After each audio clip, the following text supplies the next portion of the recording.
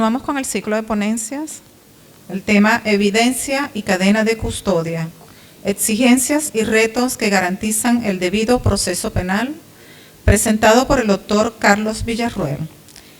El doctor Villarroel es abogado y docente universitario, especialista en Derecho Penal, especialista en Ciencias Penales y Criminológicas, Magíster Scientiarum en Criminalística, Magíster Scientiarum en Derecho Penal y Criminología, Magíster Scientiarum en Derecho Procesal y Penal, doctorado en Ciencias Penales y Criminalísticas, doctorado en Ciencias Gerenciales, maestrado en Derecho Constitucional,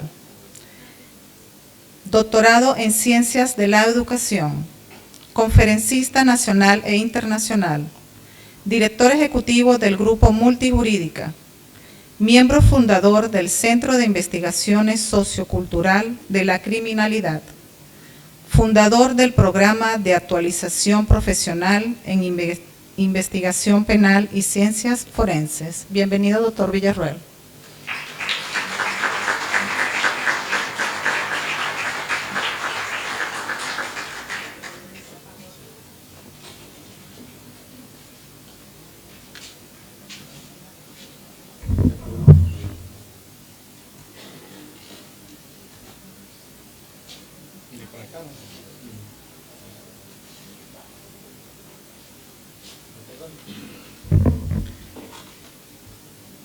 Bien, muy buenos días, principalmente a un fortísimo aplauso a ustedes que han estado toda la mañana de hoy soportando todo este viacrucis de ponentes procesales en estas polémicas procesales en la investigación penal. Para ustedes un fuerte abrazo, un fuerte aplauso.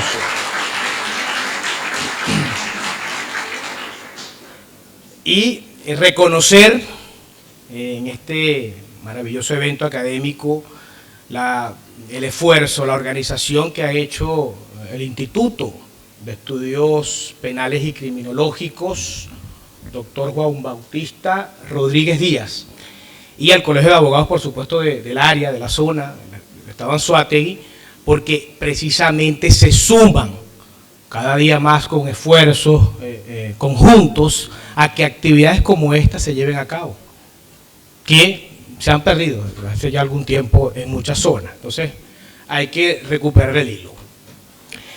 El tema o el punto neurálgico, medular de estas polémicas procesales impulsadas principalmente por Grupo Multijurídica de manos de nuestra directora académica, doctora Magali Vázquez González, es precisamente verificar a lo largo de cada año qué está pasando en los debates jurídicos. ¿Qué está pasando en las audiencias? ¿Qué está pasando con la investigación? Excelente reflexión, por demás, la que nos ha dejado el doctor Fermín Mármol García, seguido de una autoridad a nivel nacional en el área de la medicina forense, como es la doctora Antonieta de Dominici. Y en este caso, un humilde servidor, que viene a darle, digamos, disquisiciones, espero que no sean subjetivas para ustedes, sobre la investigación penal. ¿Qué está pasando en los debates jurídicos? ¿De qué nos convencemos en esas famosas audiencias? Como cuando se cierra esa acta de debate diciendo que tienen suficientes y fundados elementos de convicción y listo. Hacen un ABC en esas audiencias poco menos que mecánica, correlato casi fatal de la disfunción del sistema de administración de justicia que padecemos en la actualidad. Mi disertación en este momento o en esta línea de investigación no pretende criticar al sistema. Yo creo que todos padecemos nuestras propias cucharadas, nuestra propia dosis de cómo está el sistema, pero sí tratar de establecer una guía práctica que les permita a ustedes reclamar. No acepten las cosas tal y cual las presentan. El debate o el proceso penal, corrijo, está diseñado para que todos los actores del proceso discutan sobre el hecho objeto del proceso y no se acepte por desconocimiento. Le decía a mi gran compañero, amigo, el doctor Fermín Mármol García, que nos une además una línea de investigación muy interesante sobre la posverdad y el efecto de la posverdad, en la investigación penal, le decía que había que generar una polémica. Y él insistía en que, bueno, que hay que separar, que el abogado no necesariamente debería ser, o el Ministerio Público no debería tener sus propios expertos. Pero yo opino con mucha, digamos, con mucho respeto, que yo opino que la preparación hoy en día se exige en ese término, que escudriñemos la verdad, qué estamos teniendo como verdad, qué estamos teniendo como ese hecho objeto del proceso, a dónde vamos con lo que se pretende acreditar en un primer momento en el proceso, valga la cacofonía, y posteriormente en la comprobación de ese hecho a través de los medios probatorios. ¿Qué estamos debatiendo? Y esa es la polémica procesal en el tema que me corresponde. Evidencia y cadena de custodia, exigencias y retos que garantizan el debido proceso.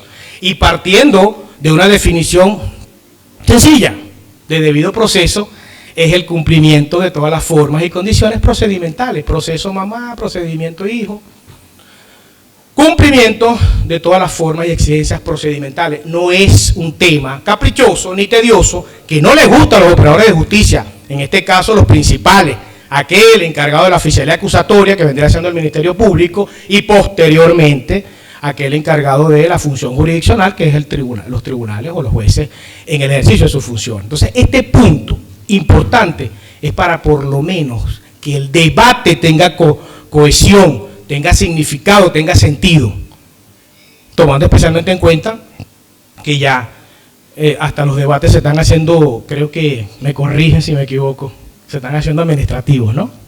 ¿Cómo levanté la actica y firme usted allí que me están dando una concesión?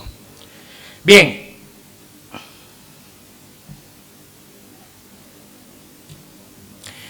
Primero, establecer que hace muchísimo tiempo la humanidad ha centrado su propia existencia en tratar de acreditar un acontecimiento histórico y utilizó como única herramienta, como único medio, referir evidencia. Pero entonces, ¿qué entendemos por evidencia? Acá, en la línea de investigación que desarrolla Grupo Multijurídica, se determinó establecerse, partir de hechos comunes, ejemplo, aquel que define la RAE.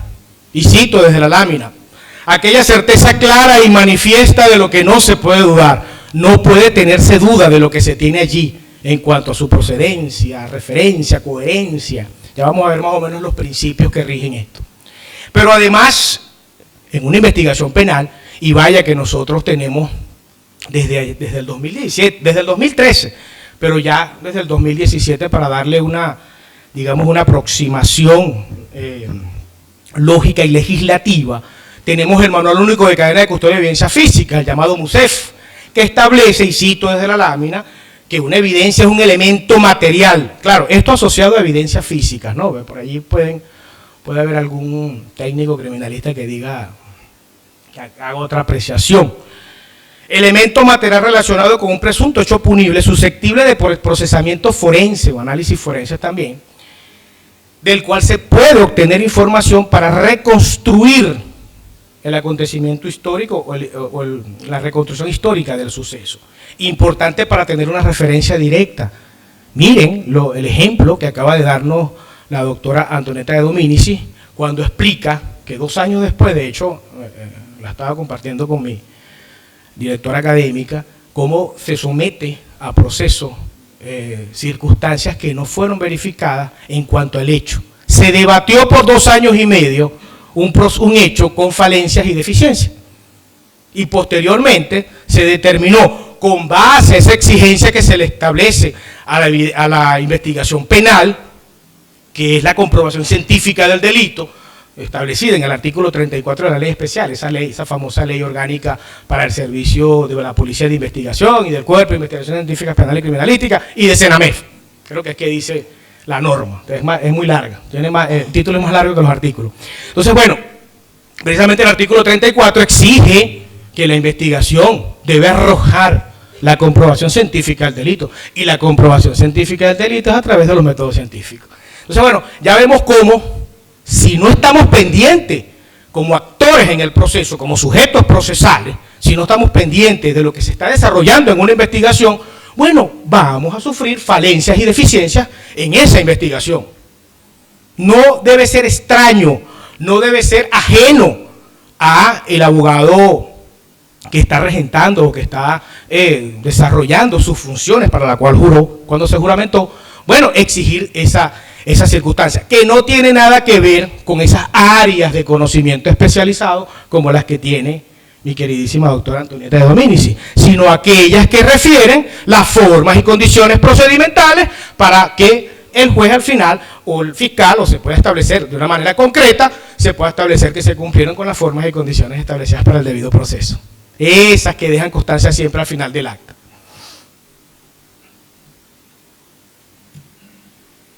Hay principios que rigen la evidencia. Esos son los principios que debemos cuestionar. Estos principios inicialmente tienen dos enfoques. Un enfoque objetivo, objetivos para todos los que estamos acá. Sí, lógicamente la lámina hace una referencia a un color verde. Bueno, todos vamos a hacer contestes en decir que la lámina es verde. Y otros elementos subjetivos, un aspecto subjetivo que tiene que ver precisamente con operaciones cognitivas.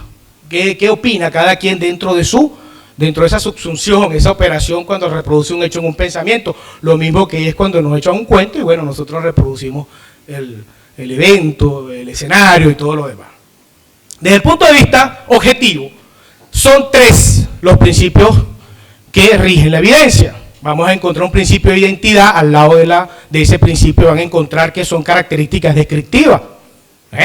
Hay algunos juristas e investigadores que le agregan a este principio de identidad, ya van, no solo son características descriptivas, sino también individualizantes. Pero bueno, acá lo importante es que usted más o menos maneje que hay un principio que tiene que distinguir esa evidencia y es el principio de identidad. Luego tenemos un principio de integridad, aquel referido a la composición de la materia. Y en la parte objetiva, finalmente, un principio de autenticidad, que no es otra cosa que la calidad de la evidencia, la legitimidad de la evidencia. Luego, cuando hacemos ese análisis de qué tenemos como materia prima del proceso penal, que es la evidencia, entonces, bueno, nos referimos a lo que serían los aspectos subjetivos. Y ahí sí vamos a encontrar la coherencia que tiene la evidencia respecto al hecho investigado.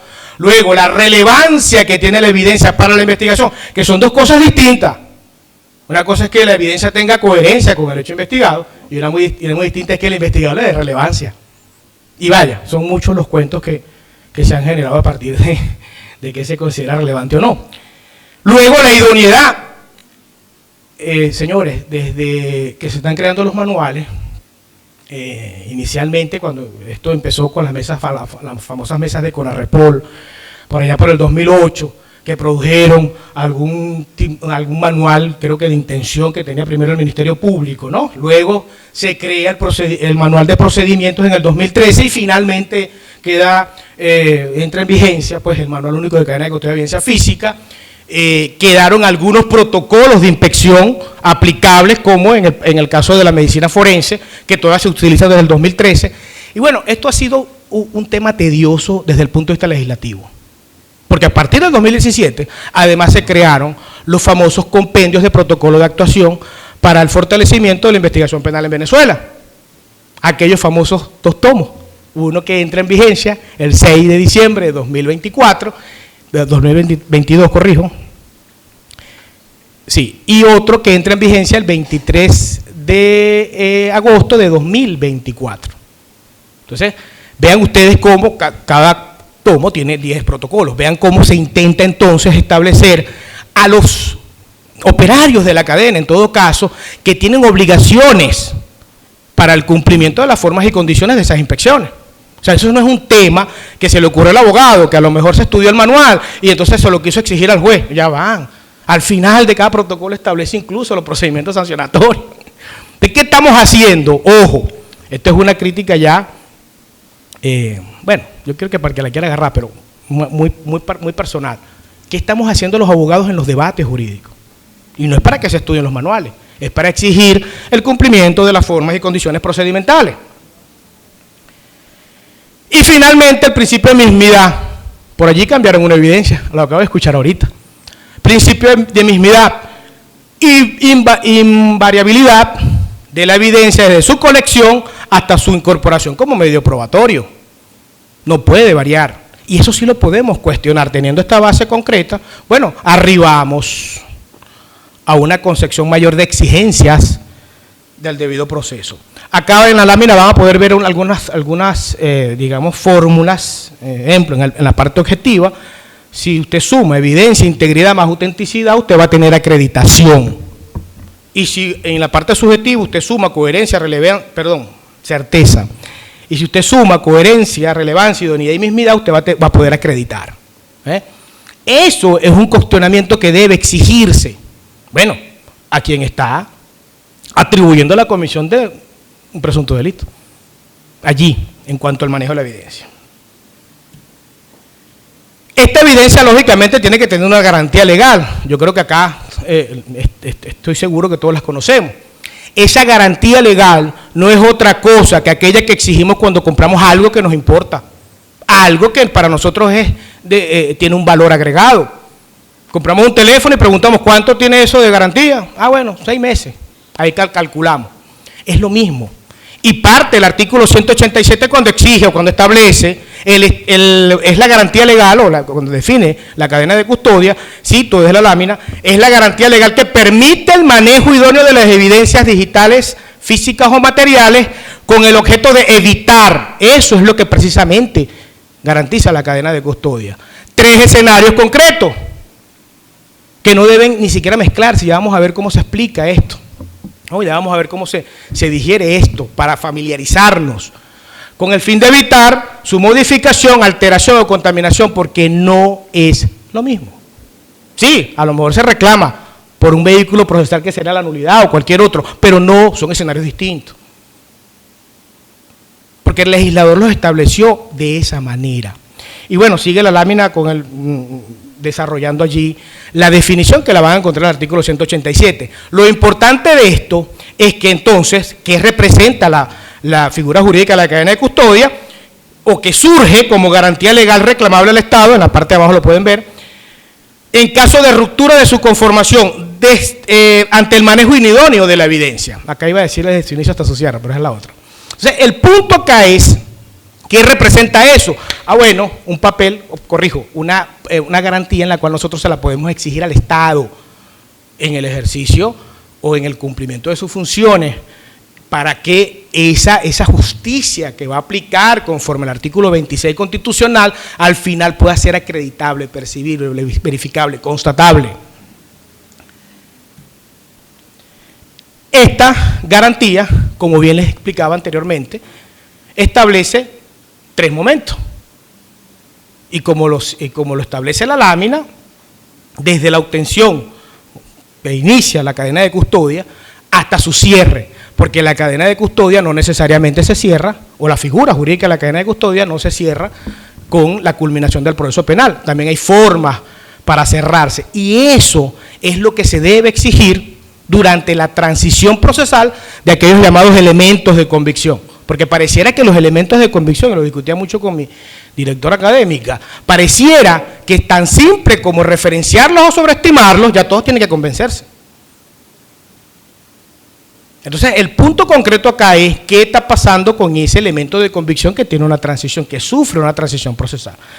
Entendemos acá que de estos 3 momentos, que es modificación, alteración y contaminación, de una manera muy sencilla, abajo la lámina se lo establece, una modificación, bueno, se colectó alguna sustancia que pudiera ser descrita en la PRCC, la planilla de registro de cadena de custodia, como alcohol, pero cuando se somete al análisis forense, bueno, resultó que era vinagre.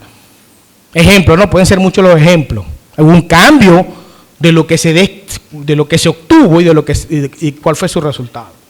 Luego tenemos alteración. Alteración es pérdida de los elementos esenciales de esa estructura.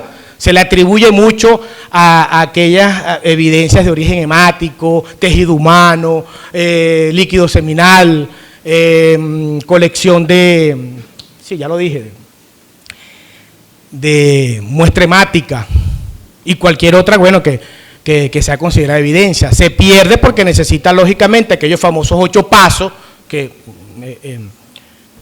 asumo que han tenido algún tipo de familiarización, que es la protección, fijación, colección, embalaje, etiquetaje, rotulado, preservación y traslado. Pero que ahora además, imagínense ustedes, se adicionan 2 pasos más en el manual único de cadena de custodia de evidencia física, que tiene que ver con la observación preliminar, que resulta de macro, micro y estereoscópicamente, y también las técnicas de búsqueda que no se están dejando constancia, amigo Fermín, en las inspecciones.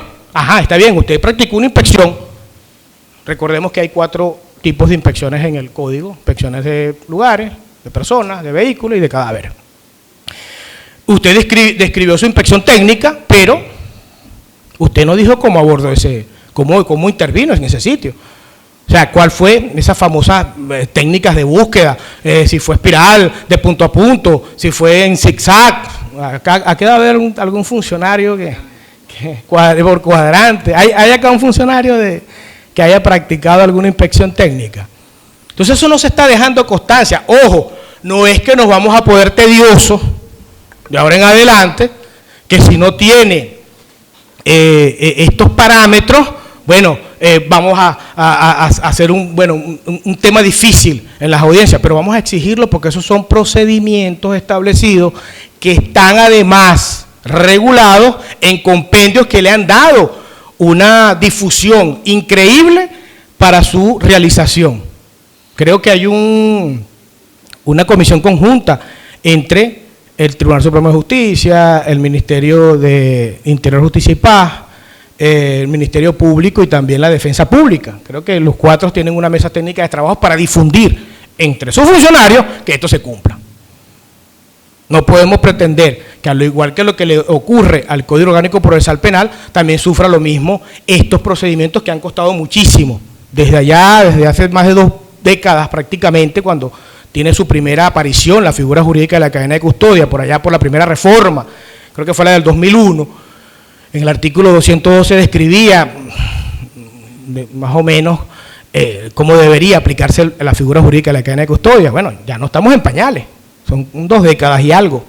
Entonces, este punto, atacarlo, porque pareciera entonces que referirla, no sé si nos imaginamos una cadena y que todos estamos presos en esa cadena, es más bien referirla como un procedimiento, exigirla como un procedimiento a aquellos que son técnicos penales. No me gusta, por lo menos yo no me refiero como penalista. Penalista es aquel que hace sistemas penales, sino como técnico penal o litigante penal. Entonces, bueno, este tema, importante por demás, es para ubicarnos en escenario. Si estamos en un escenario de modificación, exigimos la ruptura por modificación de la evidencia. Esa evidencia, ese eslabón de la cadena, ahí hubo una ruptura y allí es lo que vamos a reclamar. Bueno, si hay 30 evidencias, bueno, ya tendrá 29 y allí vamos, como el desconteo en las cartas, ¿no? Le carga la burra, no sé. Cuando lleguemos a donde lleguemos, vamos a ver cuántas evidencias tiene usted, ciudadano fiscal, para acreditar que es lo primero que ocurre. La acreditación del hecho punible o la existencia de ese hecho punible. Y luego estimamos la responsabilidad de sus presuntos autores o partícipes. No ocurre una y otra después. Bueno, vamos a ver qué hecho tú cometiste, pero más preso igualito. No. Entonces ese es el punto importante acá. Por lo menos yo sé, y he tenido muchas críticas en mis disertaciones, porque dicen, bueno, sí, eso suena muy bien, pero aquí no se aplica. Es que a mí me dan palo carratico. Me reborcan y yo les digo, bueno, pero esto no lo dice aquí. Pero tengo que hacerlo. Tengo un cliente que espera que el profesional que contrató, bueno, por lo menos establezca los puntos. Ya veremos qué pasa con el tema de los operadores de justicia. Entonces, ese es el punto. No hacernos expertos hoy, pero sí establecer, tenemos medios para exigir. Ya no puede ser un elemento de convicción, una convicción al galope, una convicción sin freno, porque además, ¿quién le pone freno a la convicción? Está en la cabeza. ¿Cómo le ponemos freno? Con la evidencia.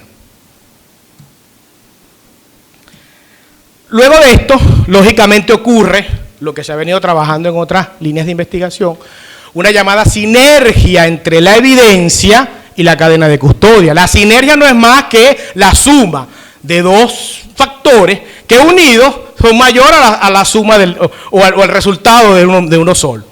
Entonces, ¿cómo podemos reclamar nosotros la ruptura? Ojo, solo para los principios objetivos. Bueno, si usted consideró, conforme a los principios objetivos que rigen esa evidencia, que fue cambiada o tuvo una modificación, entonces usted afectó el principio de identidad, ¿correcto? Así como se establece en la lámina. Luego, si usted considera que esa lámina en su integridad, esa evidencia en su integridad fue afectada, usted la va a reclamar, la va a exigir por alteración. Y finalmente, que esta es la que más tema da, es la que más ocurre. Si la evidencia fue afectada en su autenticidad, usted la va a reclamar por contaminación. No expliqué arriba.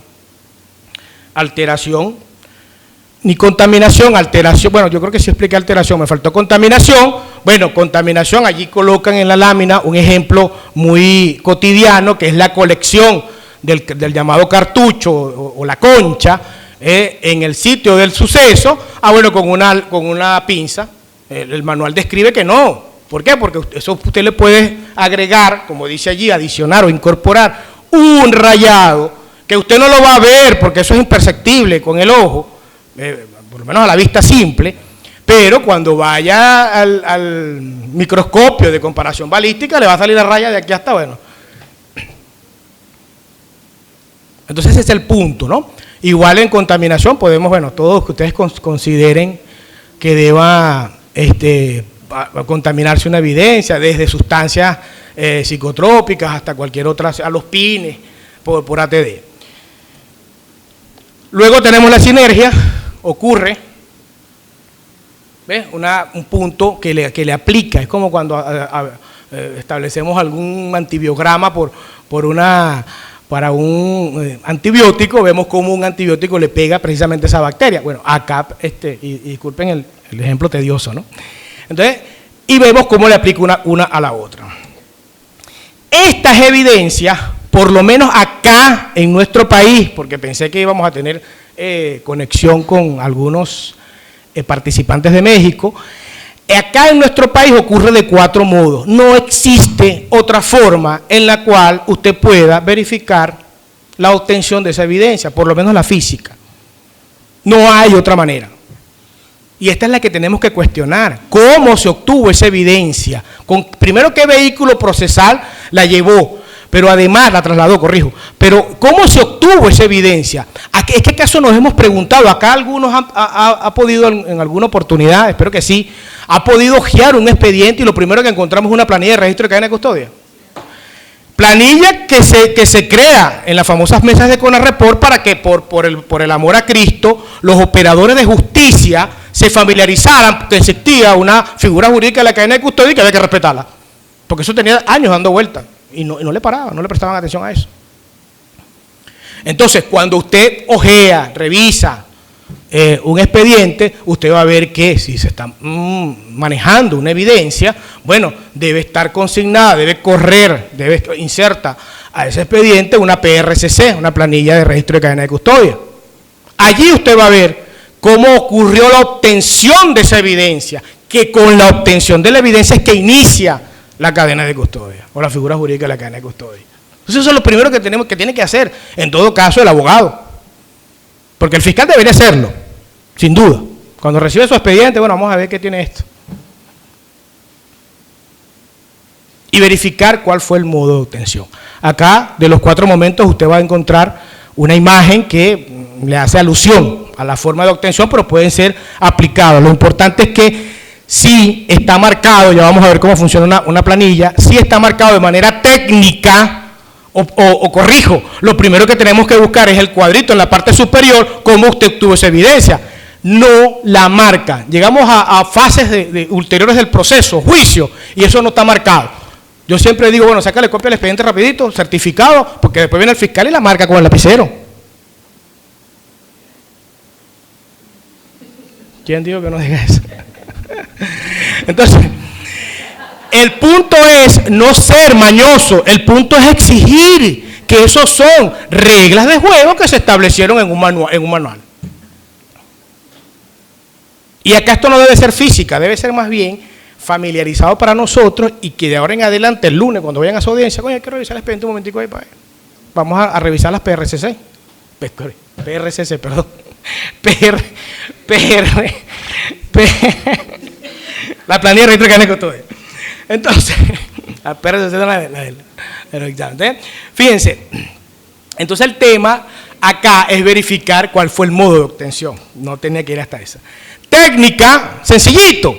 En esa acta policial, que es el documento anexo a la planilla que debe estar, se debe describir que por la morfología de la evidencia fue colectada por un técnico criminalista, que tiene que estar conformado en la comisión, debe estar allí, porque el operario la marcó técnica. Luego vamos por aseguramiento. Si usted ve que está marcada por aseguramiento, bueno, sencillito. Procedimientos instantáneos e inmediatos. ¿Cuáles son los procedimientos instantáneos e inmediatos? Allanamiento, inspecciones de lugares, inspección de personas, de vehículos. Ocurre, por así decirlo, un descubrimiento de la evidencia en el momento que están inspeccionando a una persona, que están inspeccionando un vehículo. Bueno, hay que marcarla por aseguramiento. No hay que marcarla técnica. Hay que marcarla por aseguramiento porque a lo mejor el funcionario de prevención, de patrullaje, lo detuvo, le hizo la inspección, ojalá le haya realizado la inspección conforme a los parámetros que establece el artículo 191 del Código Orgánico Procesal Penal, que nunca lo hacen así, pero obtuvo esa evidencia y tiene que marcarla por aseguramiento. Luego tenemos la obtención por consignación, que no es más que la propia víctima, algún testigo. En el sitio del suceso hay una consignación directa e indirecta de primer receptor y segundo receptor en cuanto a la consignación, y tiene que ver que si se hace en el sitio del suceso o ocurre posteriormente con ocasión de una entrevista, y bueno, tanto el testigo como la víctima, aquí tengo la evidencia, y allí en ese momento pues el funcionario se convierte en un funcionario colector de la evidencia y él está obligado a cumplir con el procedimiento de colección que establece el artículo 187, protección, fijación, embalaje, etiquetaje, rotulado, preservación y traslado. Él, sea Ministerio Público, sea quien sea, que ha pasado mucho que el Ministerio Público está declarando al imputado, levantando su acta, y el imputado, bueno, yo tengo aquí el documento, aquí está. Y se lo consignen original y el documento se pierde. Bueno. Y finalmente, por derivación, por lo general esto es un ejemplo sencillo, una evidencia macro, se obtiene una evidencia micro, una activación de huellas dactilares, por lo general se cita como ejemplo aquellas evidencias que tienen que ver con teléfonos, equipos electrónicos, pues que se le va a hacer una experticia de adquisición de contenido, y bueno, cualquier otra que la colección de un apéndice piloso, a lo mejor de una prenda de vestir. Entonces, bueno, el tema acá de la derivación es que proviene pues de una evidencia macro. Esto hay que verificarlo. Pasamos de largo y no vemos cómo se obtuvo la evidencia, sino sencillamente, bueno, el Ministerio Público está diciendo que tiene una sustancia de naturaleza hemática. Bueno, vamos a ver cómo la obtuvo. Y ese es el cuestionamiento que debemos hacer. Eso, mira, qué bueno que está aquí, la había quitado. Eso, quienes se han familiarizado con una planilla de registro de cadena de custodia, la PRCC, bueno, van a encontrar en la parte superior, en el momento 2, donde están los cuadritos que deben marcarse. Y yo, no sé, yo los reto, le hago digamos, una pequeña apuesta, ¿no? Ustedes el lunes vayan a sus despachos, revisen el expediente y cuando verifiquen las PRCC, o no la van a conseguir marcada, o sencillamente van a ver el marcaje invertido. No, bueno, yo creo que sí la consigue. Pero estos dos temas son importantes. O no están marcadas, y yo les diría a ustedes, pidan una copia certificada rapidito, para que dejen eso con constancia de que eso no estaba marcado a la fecha en que pidieron las copias. O van a conseguir la X invertida, que es peor. Pero fíjense ustedes, cuando promueven esos famosos funcionarios en los procedimientos para la evacuación de testigos, pues en todo caso, o de expertos, usted lo primero que le va a preguntar cómo se obtuvo esa evidencia, y si está marcada invertida, y él fue el que la marcó invertida, ¿qué va a contestar él? Entonces ahí usted tiene sus preguntas para el interrogatorio de ese testigo. Porque cada procedimiento de obtención, o cada forma, cada modo de obtención, tiene su procedimiento. Y ese es el punto acá de cómo nosotros podemos hacerle seguimiento a la figura jurídica de la cadena de custodia.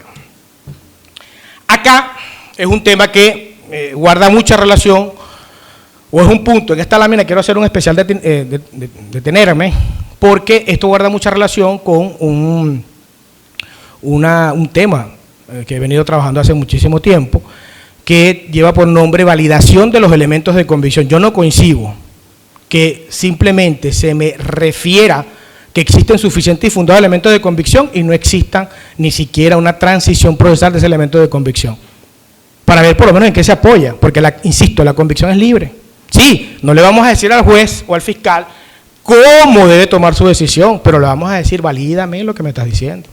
Hay procedimientos específicos que establecen el manejo idóneo de la evidencia. Y qué bueno sería esto para una próxima conferencia, ver cómo hay manejo idóneo de la evidencia versus elementos de convicción. A ver cómo lo cuestionamos, cómo lo verificamos esto, y que por lo menos empiece a conducirse, que los debates jurídicos en las audiencias tengan sustento, por lo menos, tengan cohesión.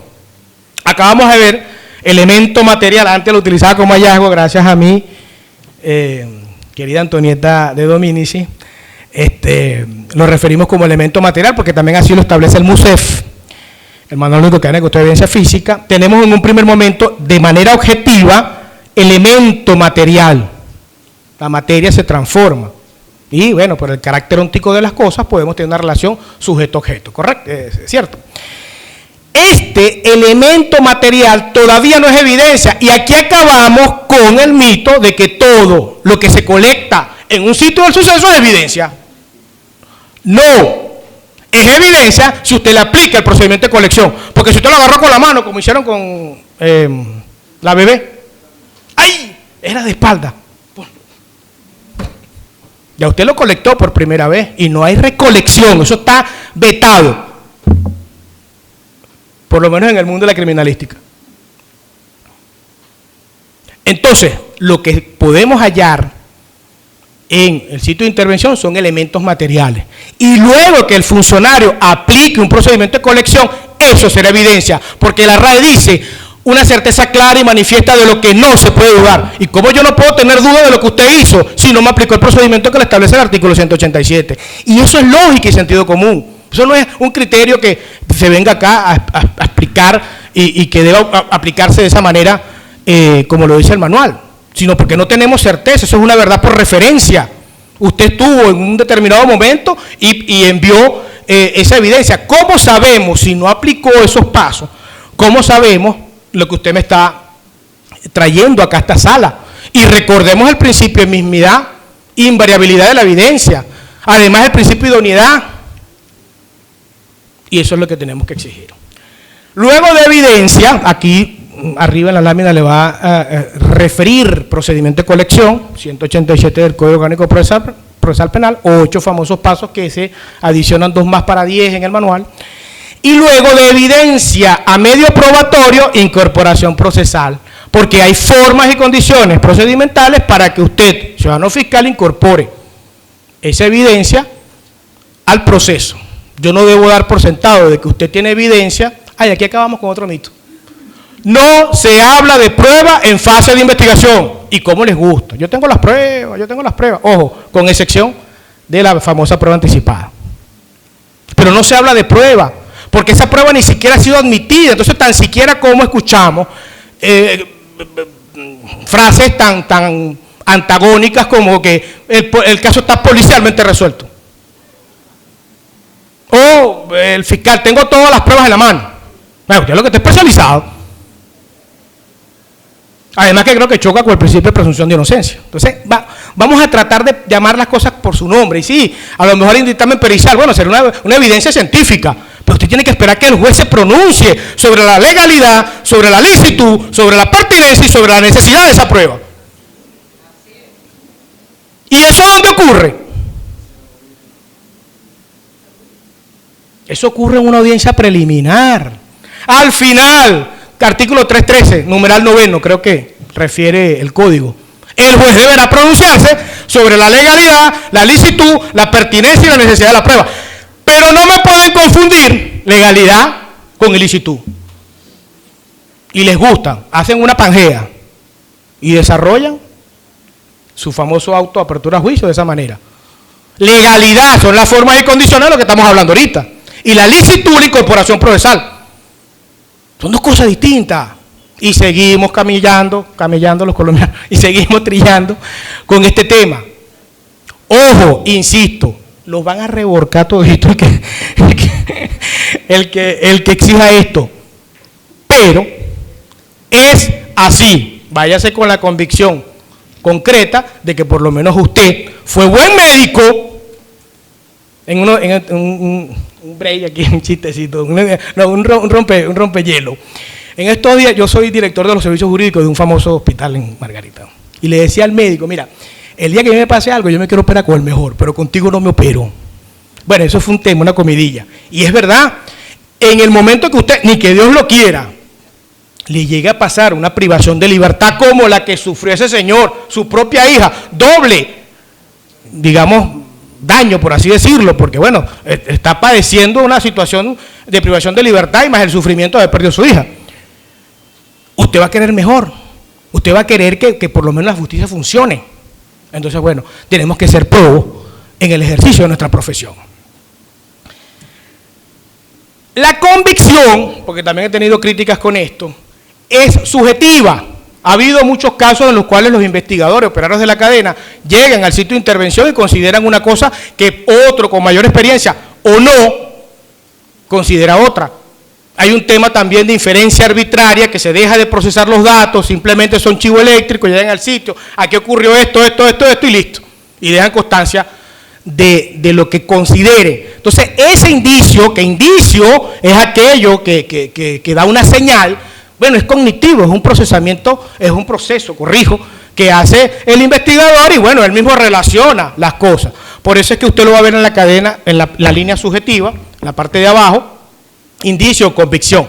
Pero en la parte de arriba, usted objetivamente puede exigir que eso es un elemento material que no tuvo procedimiento de colección. O puede también exigir que eso es una evidencia que no fue incorporada debidamente al proceso. Y se exige y está respaldado con las formas y condiciones procedimentales que establece el Código Orgánico Procesal Penal. Acá, para acabar con el mito del elemento de convicción, la evidencia es la única materia prima del proceso penal. Porque es la única materia prima o es el único instrumento que se puede utilizar para acreditar el hecho objeto del proceso. Y después para estimar la presunta participación o autoría de su responsable. Entonces es la evidencia, bajo esta circunstancia, la que va a permitir el sustento del elemento de convicción. Acá, como se ve en la lámina, la evidencia es el zapato que le sirve el elemento de convicción para caminar. Y hay una pequeña frase, me gustaría muchísimo que la notaran, al final, y cito en la lámina: no existe elemento de convicción que no se sustente en una evidencia. Y no existe medio de prueba que no haya surgido de una evidencia. De tal manera que la evidencia es el tema acá que nos trae para que nosotros aprovechemos conforme, o por lo menos lo que le pudiera dar orden al proceso, conforme a las evidencias que están acreditadas, sustentadas en el proceso, en ese expediente, es con que nosotros vamos a debatir. Los retos y buenas prácticas, aquí hubo un tema, aquí debería ser exigencias y retos, que garantizan el debido proceso. Bueno, acá son tres que se establecen. Primero, constatar el cumplimiento de los procedimientos que garantizan la idoneidad en el manejo de la evidencia utilizadas para acreditar el hecho objeto del proceso y la estimación de sus autores o partícipes. Creo que ya más o menos la ondeamos, ¿no? Evitar en gran medida la instauración de procesos penales basados en elementos de convicción, referenciados, sobreestimados o sin sustento de evidencia. Por allá hubo un ejemplo muy bueno, muy propicio, con ocasión a la segunda autopsia. Y finalmente, comprender que el debido proceso, esto no se despacha de un plumazo, como dice mi amigo el doctor Leonardo Pereira, El debido proceso constituye el estricto cumplimiento de todas las formas y condiciones procedimentales para su eficacia, sin convalidación o sobreestimación que generen violaciones sistemáticas de los derechos fundamentales a las partes y demás sujetos procesales. Además que yo considero que el simple hecho, como el derecho penal, el derecho procesal penal es de inminente orden público, usted no puede estar relajándolo, debe cumplirlo para dar cuenta de que allí se cumplió con el debido proceso. Finalmente, una frase de cierre de un maestro, el llamado maestro de maestros, que por cierto estuvo acá en Anzoátegui el año pasado, yo creo que fue su última disertación, en la cual tuve el placer pues de compartir podio con ese maestro de maestros, aquí precisamente con ocasión a aquella ponencia tenía que ver un poco más hacia otro estilo con el elemento de convicción, pero le pareció interesante precisamente con aquella pregunta retórica: ¿qué se está debatiendo en los procesos penales? Lo que lleva el fiscal, y creo que el profesor Fermín lo manifestaba. O sea, vamos a suprimir entonces la fase de intermedia porque usted tiene todo ya. Esto es lo que estamos perdiendo el tiempo acá. Usted tiene todo, usted hizo una investigación, ¿para qué vamos a verificar las formas y condiciones procedimentales? No tiene sentido. Entonces, bueno, cito desde la lámina: el fiscal que busca de cualquier manera una sentencia condenatoria no es el fiscal que se describe en el Código Orgánico Procesal Penal. Y con esto no estoy aupando la impunidad, al contrario. Pues está en la obligación, al igual que el juez, de hacer que se respeten las garantías procesales, evitando de esta manera cualquier acción que las violente. Al final tienen los datos. Muchísimas gracias por haber esperado y por haber soportado todos estos dilemas que le estoy diciendo en este momento. Gracias.